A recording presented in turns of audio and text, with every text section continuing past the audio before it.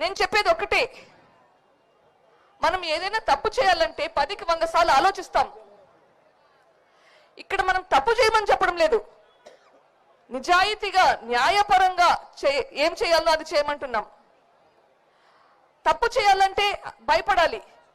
మనం కరెక్ట్గా ఉండడానికి ఎందుకు భయపడుతున్నాం? ఇది ఆలోచించాల్సిన అవసరం ఉందా? అసలు మీకు మీ మనిషికి జరిగిన అన్యాయం గురించి మాట్లాడడానికి ఎందుకు భయపడాలి? ఇదంతా విన్నాక మీరందరినీ ఇక్కడ చూస్తుంటే చాలా చాలా మనసు ఉప్పొంగిపోతుంది. ఇప్పుడు మనం న్యాయం వైపు ఉన్నామా అన్యాయం వైపు ఉన్నామా ఆలోచించాలి అంతే. మన డిసిషన్ మేకింగ్ అనేది చాలా సులభమవుతుంది.